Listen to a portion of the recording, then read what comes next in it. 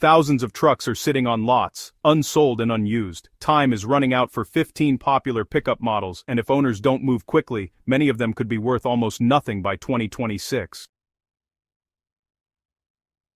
Truck values are dropping faster than anyone expected. Prices are quietly being cut, incentives are surging, lease returns are stacking up, and behind closed doors, industry insiders are acknowledging a harsh reality. Some of these trucks may never bounce back. The warning signs are obvious, yet everyday owners, the ones most affected, aren't hearing about them.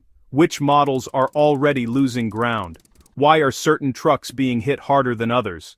And what happens when interest rates fall and millions of owners try to trade in at the same time?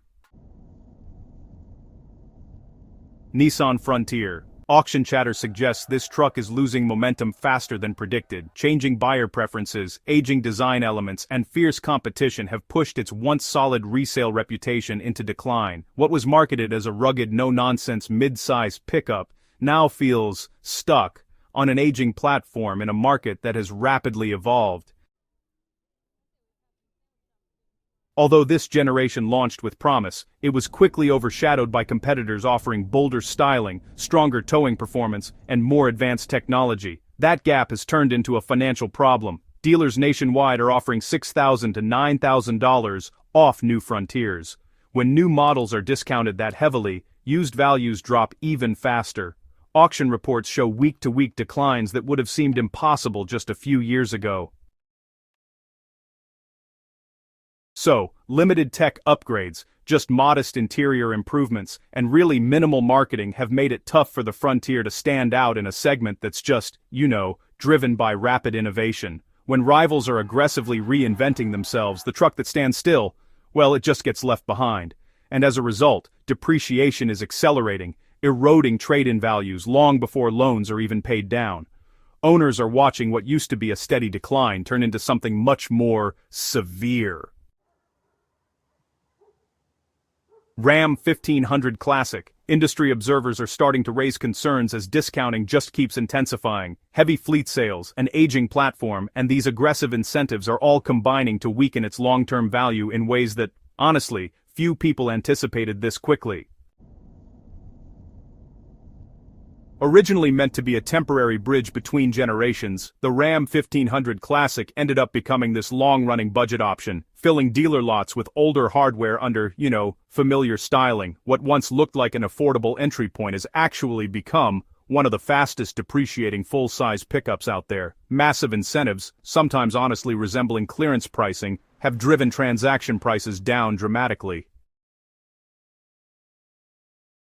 When new models are reduced by $10,000 to $15,000, used classics drop even further, often falling below expected residual values. Auction data shows steady waves of low-mileage fleet returns, and with each round, prices are pushed even lower. The issue is pretty clear. It competes not only with rival brands, but also with the newer, more advanced Ram that replaced it. As technology and safety expectations rise, the Classic just feels outdated, and honestly, the market is responding accordingly.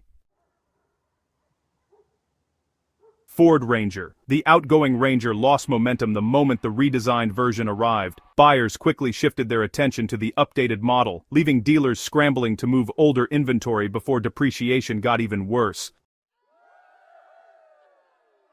The new Ranger brought stronger engines, updated styling, and a modern interior, instantly making the previous generation feel dated. Trade-in values dropped 20 to 30% nationwide once the redesign was launched. Auction sales confirm units selling far below projected values.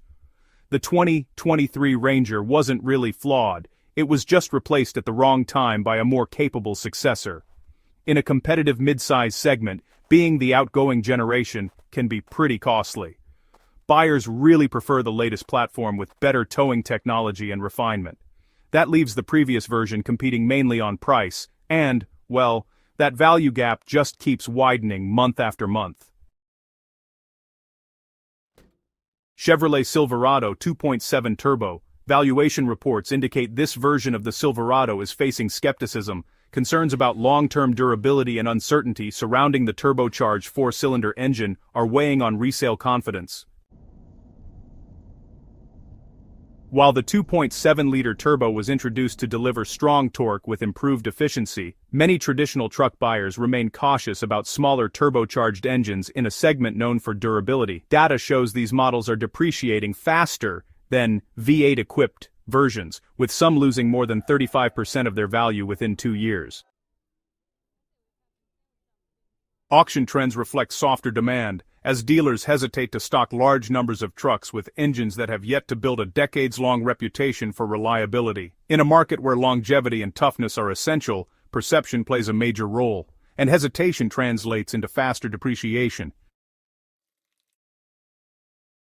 GMC Canyon. The Canyon's push into more premium pricing has definitely met some resistance. Elevated sticker prices, mixed with, not so great reliability perceptions, have created a widening gap between what's being asked and what folks are actually willing to pay when it comes time to resell. Even though the redesign brought better styling and capability, those higher prices put the Canyon right up against competitors with, honestly, stronger reputations for dependability. Incentives over $5,000 popped up way earlier than anyone expected, and that's usually a sign of demand being softer than anticipated.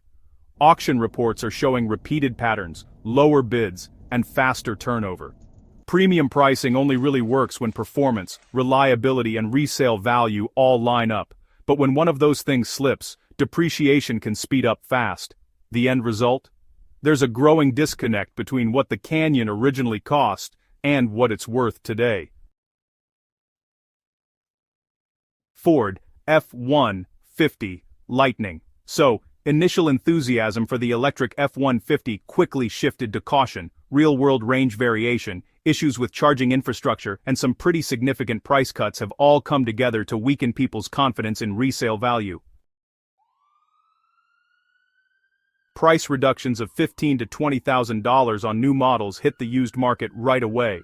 Some pre-owned Lightnings have actually sold for 40 to 55% below their original sticker prices, and that's just within a relatively short time of ownership.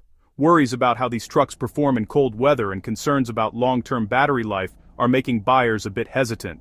Electric trucks are, honestly, still proving themselves when it comes to long-term reliability. When high prices meet uncertainty about what ownership really looks like, depreciation can be both quick and dramatic. As demand gets narrower, listings stay active longer, and sellers feel more and more pressure to drop their prices. Rivian R1T. The R1T came onto the scene with a lot of innovation and some seriously impressive performance, but financial concerns about the company, a pretty limited service network, and uncertainty around repair costs have all made resale values a bit shaky. Even though the truck itself is still really capable, questions about long-term support and the company's stability have definitely affected buyer confidence. In new electric segments, perception is just as important as performance. And as confidence softens, depreciation tends to pick